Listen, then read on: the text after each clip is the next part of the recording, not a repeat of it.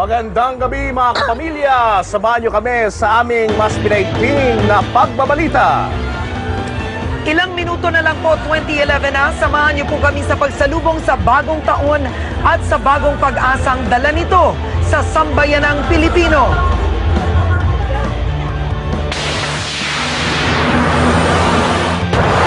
Mga biktima ng paputok at ligaw na bala, tuloy ang pagdating sa mga ospital. Ang live report tutukan. Mga bumbero sa buong bansa naka-heightened alert ngayong bisperas ng bagong taon. Kahandaan ng Bureau of Fire Protection, aalamin. Pagwawala ng isang pulis na may dalang Armalite, nakuna ng video. Bagong taon, itutulog na lang ng mga biktima ng baha at landslide sa Albay. Ang mga pinakamalaking balitang pumutok ngayong weekend, babalikan natin. Lipsunan sa Pasig, countdown sa Eastwood, party sa Bangkal, Makati at Boracay. Makisaya tayo sa mga selebrasyon sa pagsalubong sa bagong taon, live.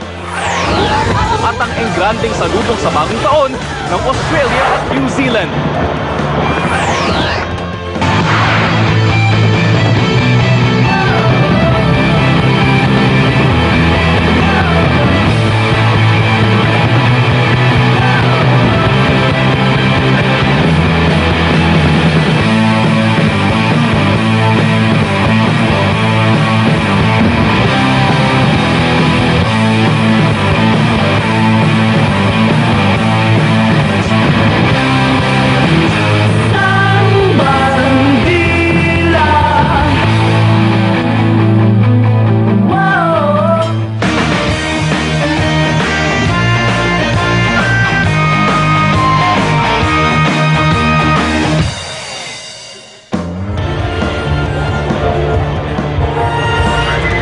Sa mga balitang buwabandila, humigit kumulang 45 minuto na lang bagong taon na ho. At habang papalapit ng papalapit ang 2011, parami na rin ang parami ang mga nasugatan ng paputok na isinugod sa mga